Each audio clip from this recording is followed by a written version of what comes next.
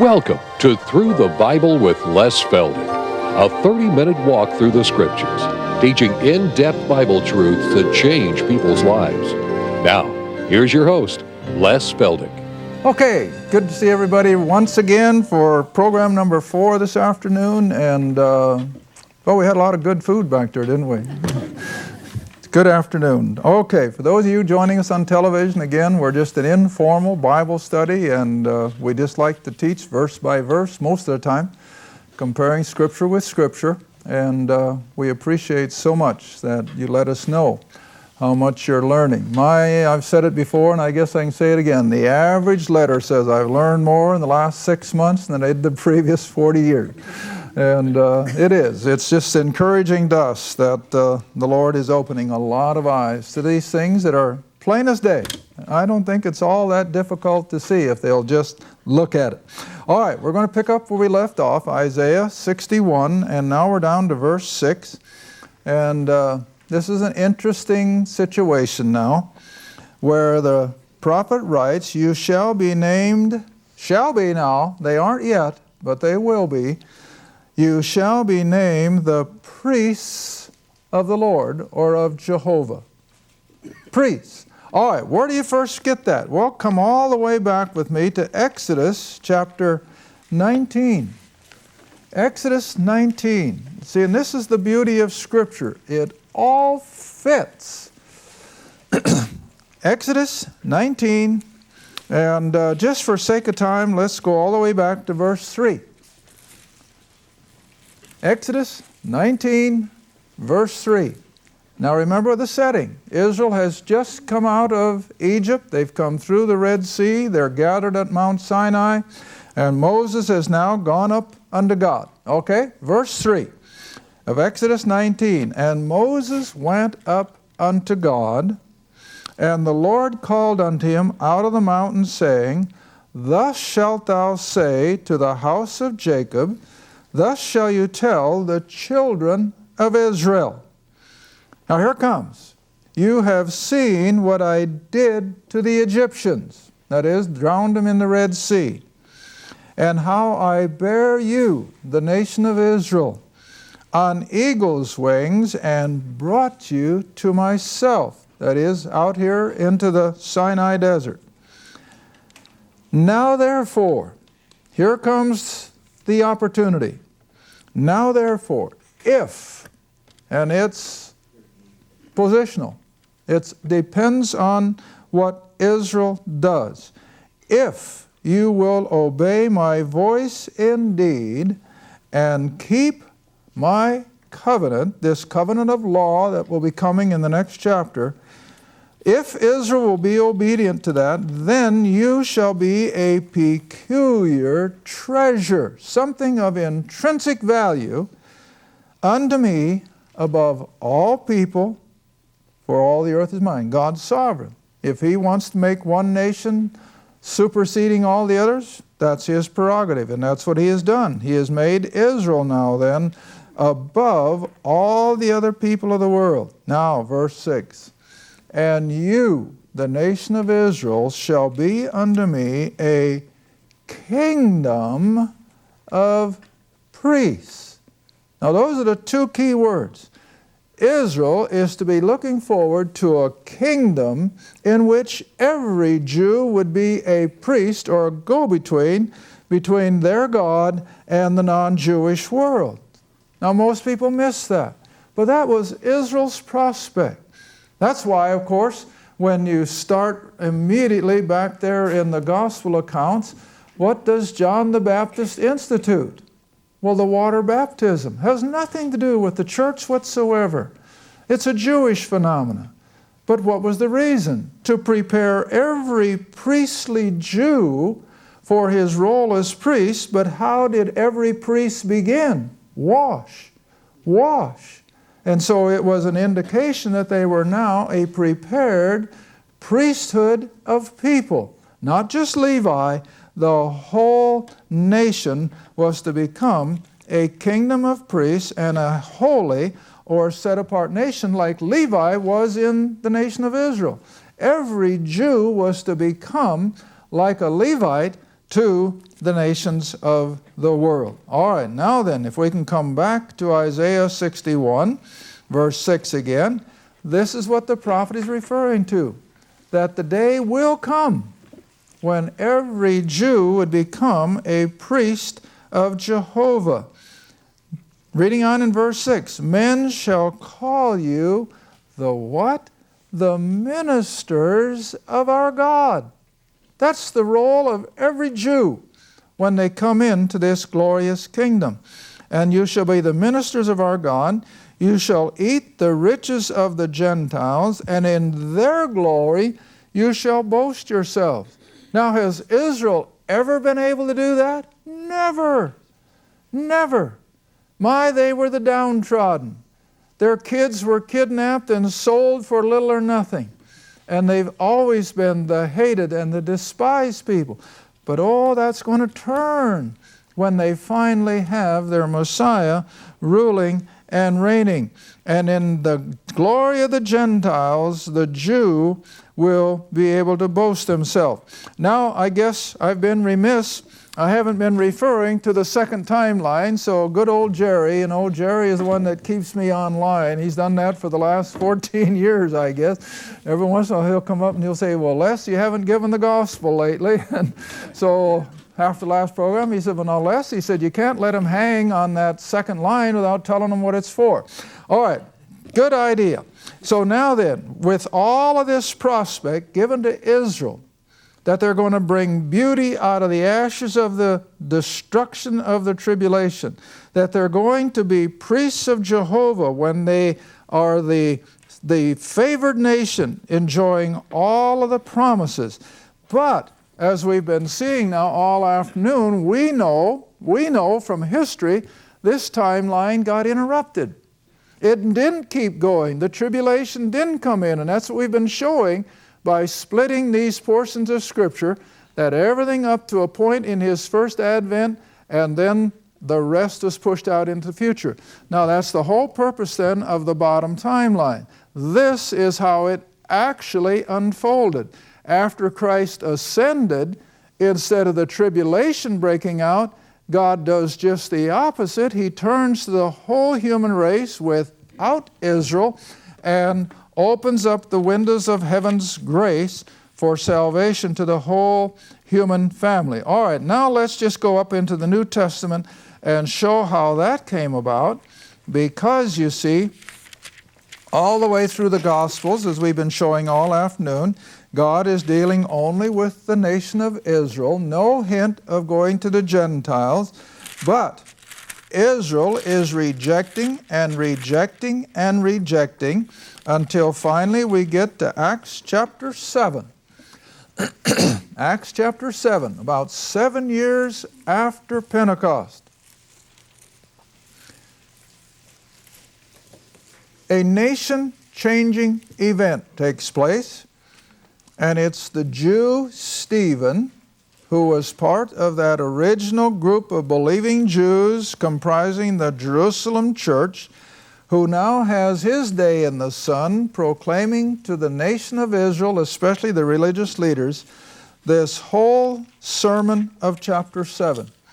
And he does, like the Apostle Paul did on occasion, he goes clear back into Israel's history and revamps it, and again reminds them of how God has been with the nation, and then how they had been constantly guilty of rejecting everything. All right, Acts chapter 7, verse 51. I'm just recapping now to show how we funnel in to this bottom line, and we have to leave the top line go for the time being. All right, Acts chapter 7, verse 51. And Stephen is addressing the religious rulers of Israel. You stiff-necked and uncircumcised in heart and ears, you do always resist the Holy Spirit, which they done down through their history, as your fathers did, so you do. Which of the prophets have not your fathers persecuted? And they have slain them who showed or prophesied the coming of the just one, which is another reference how they killed the prophets over and over. They didn't like the message, you know. Of whom now you are the betrayers and murderers by crucifying their Messiah. Verse 53, you who have received the law by the disposition of angels. In other words, it was a supernatural revelation of God's mind for the nation, and you've not kept it. And when they heard these things, they were cut to their heart, and they turned on him, and they stoned Stephen, in verse 58, and they laid their clothes, verse 60, and he kneeled down and cried loud voice, Lord, lay not this in their charge. And when he had said this, he fell asleep. All right, in verse 58. In verse 58, they cast him out of the city, stoned him, and the witnesses laid down their clothes at a young man's feet whose name was Saul. Now that's the first inkling you have of this next major player on the stage of biblical history. Saul of Tarsus, who hated everything pertaining to Jesus of Nazareth. All right, now chapter 8, verse 1. Saul was consenting unto Stephen's death. In fact, he was leading the persecution. And the Jews, because of Saul, were scattered all around that part of the world except the apostles. All right, now then, you have to understand the Jewish mentality concerning the Gentiles. They detested them. They were filthy morally. They couldn't stand their diet compared to the kosher food of Israel. And so they detested Gentiles. They didn't want a thing to do with them. What, of course, that's what God had taught them all the way up through the centuries. They were to have nothing to do with those unclean Gentiles. And so that was their mindset. Now then, as a result of their rejecting and rejecting and rejecting, God's going to do something totally, totally different. Never hinted at in the Old Testament. Jesus never hinted at it in his earthly ministry. But here, out of the blue, God saves this tormentor of the followers of Jesus of Nazareth. But the best way to point to the very core of the thing is in chapter 9, verse 15. And this is what I call the fork in the road. Israel is going to go down into her dispersion. Her timeline is going to be stopped and pushed out into the future. And on the other end of the fork in the road is God turning to the Gentile world without Israel. Israel is not going to be the go-between. Israel is not going to have the role of priests of Jehovah, but it'll be one man. Acts chapter 9, verse 15. The Lord said it unto him, that is Ananias, this believing Jew there in Damascus, go thy way, for he, Saul, is a chosen vessel unto me to bear my name before the what? Gentiles. Unheard of. A Jew going to Gentiles. The only other instance was Jonah. And you all know how much Jonah wanted to go to Nineveh. He'd rather drown any day as go to those pagan Gentiles. Now this is the first time again that God has ever said something like that. I want to send you far hence to the Gentile. And that's what you have to understand.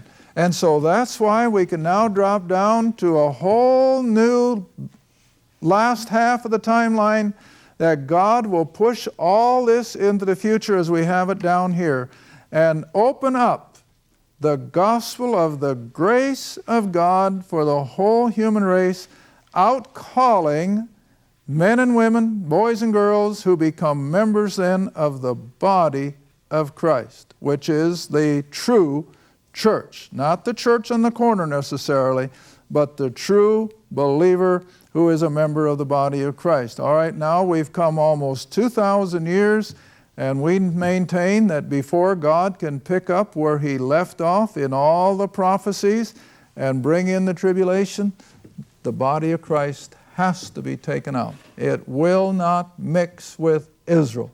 It's an impossibility, and anybody that tries to teach the church into the tribulation will not look at that aspect, that Paul never implies that the body of Christ will have anything to do with Israel's prophetic program. We're insulated from it.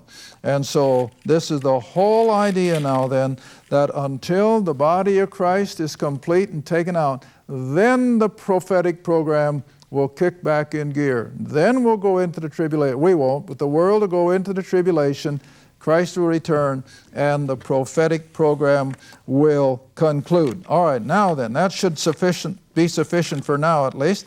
Let's go back to Isaiah 61 and try to move ahead, and hopefully in the next 4 programs we can finish the book of Isaiah and move on to something new. Okay, Isaiah 61, where we just left off, that Israel is to be a nation of priests in verse 6. And they're going to enjoy all of the good things of the Gentile world. Now verse 7. For your shame, in other words, for all of their past unbelief and their disobedience, for your shame you shall have double.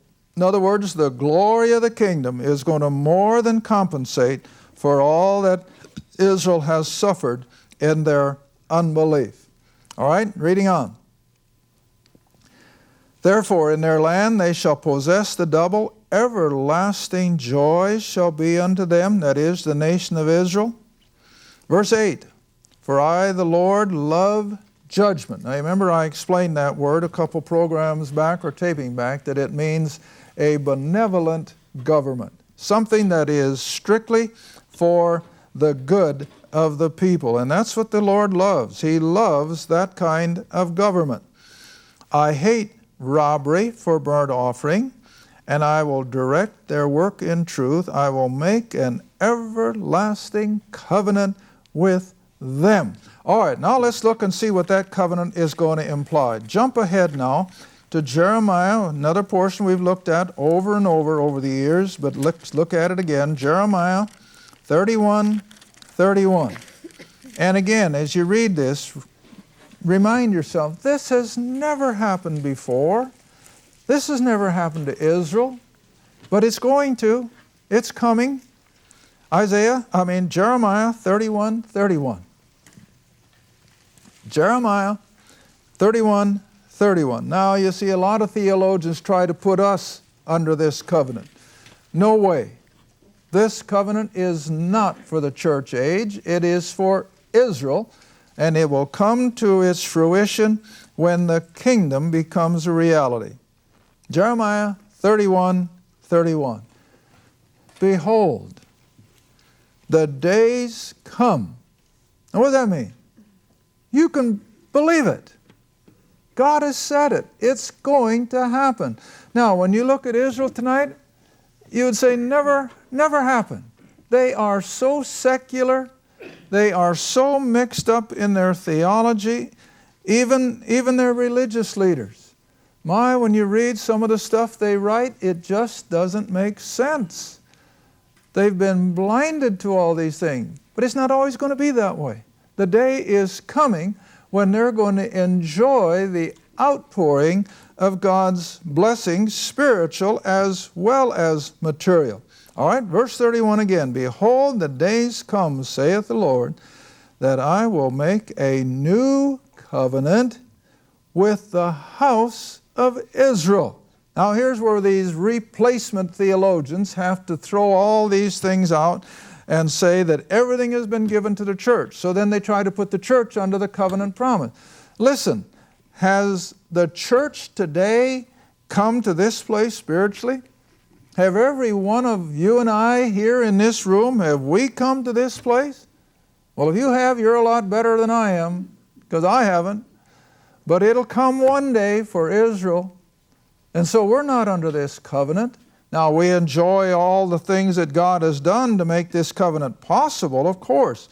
But we're not a covenant people. All right, now read on. I will make a new covenant with the house of Israel. Verse 32, not according to the covenant that I made with their fathers in the day I took them by the hand and brought them out of the land of Egypt. In other words, it's not going to be a covenant of law and sacrifices and feast days and so forth. It's going to be something far beyond that. All right, now verse 33. But this is what's coming in Israel's future, spiritually. Now we've already seen what's coming materially and physically, the glorious earth, the glorious production, the glorious peace and prosperity, and all these things in the wealth, in the physical and in the material. But here's the spiritual. This will just put the whole thing together. This is the covenant that I will make with the house of Israel, verse 33. After those days, saith the Lord, I will put my law in their inward part. I will write it in their heart. And I will be their God, and they shall be my people. What a relationship Israel is finally going to have with their Creator God. All right, now verse 34. They shall teach no more every man his neighbor. Why? Everybody will know all there is to know. They won't have to teach people how to keep the law. They won't have to memorize and be able to understand that certain things are wrong. No, it'll be written in their heart. They will have a relationship with their Maker like they have never enjoyed before. All right? Then they will say, reading on in verse 34, know the Lord, for they shall all know me. There won't have to be an evangelism. They won't have to be out trying to win the lost. They will all have that same relationship with their God. All right, for they shall all know me, from the least to the greatest of them, saith the Lord. For I will forgive their iniquity. And remember, Israel has been guilty of a lot of it. And I will remember their sin no more. That's what God said. Israel is finally going to come to the place where God will not have one iota of fault against them. They will be as perfect as a human race can be perfect. All right, now then, verse 35. If these people think that God is all through with Israel, then you see they have to throw these verses away. They have to just totally reject them, because here it is. For thus saith the Lord who giveth, the Creator God, the Lord who giveth the sun for a light by day, and the ordinances of the moon and the stars for a light by night, the Lord who divides the sea when the waves thereof roar, the Lord of hosts is His name. Now here's the promise. If, conditional, if those ordinances depart, in other words, if the sun falls out of its place, if the moon would fall out of its orbit, the stars would simply start coming together in a conflagration. If that would happen, saith the Lord, then the seed of Israel would cease from being a nation before me. And these people try to tell us that the Jew disappeared shortly after 70 AD. Well, the sun still shines. The moon is still in its orbit. Everything is according to His divine plan. Nothing catastrophic has happened.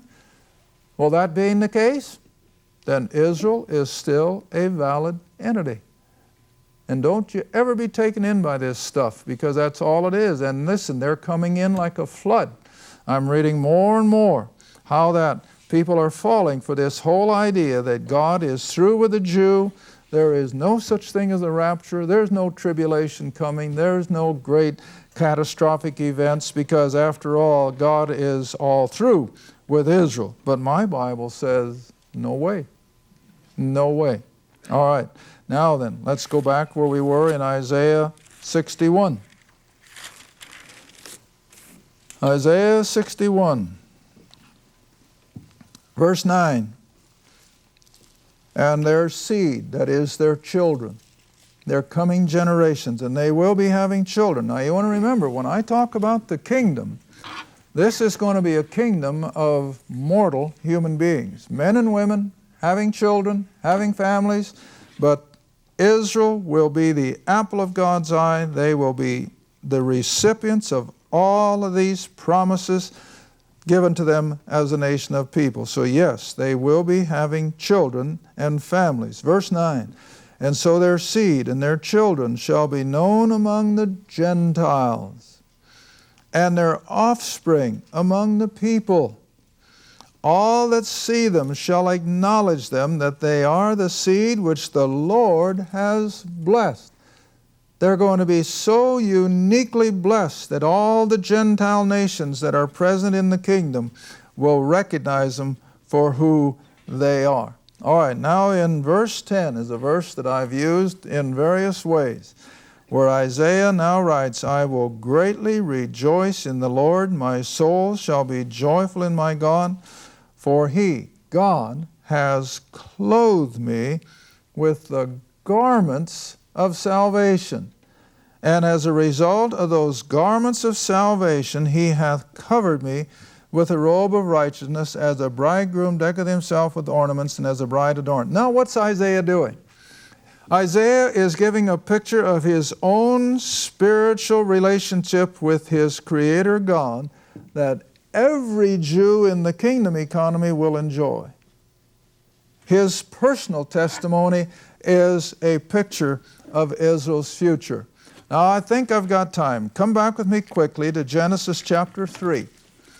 We have to do this quickly. I'm hoping I don't run out. Genesis chapter 3.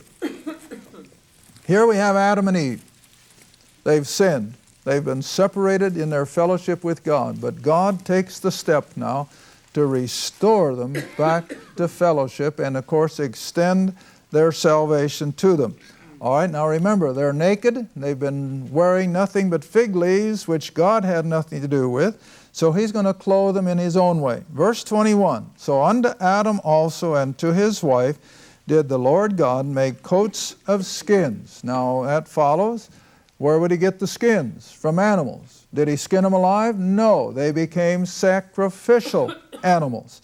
And so here we have the blood sacrifice introduced already with Adam and Eve, with that which was provided by God. All right, so the coats of skins clothe their physical nakedness. But here's the key.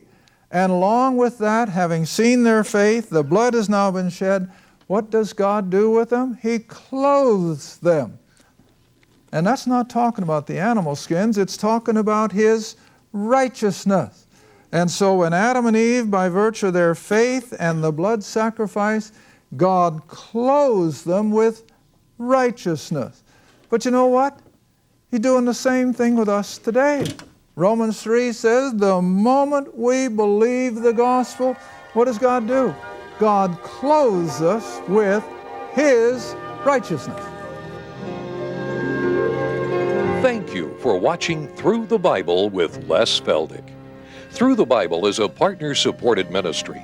If this program has been a help to your study of the Scriptures and you'd like to see others enjoy the teaching, your support would be greatly appreciated.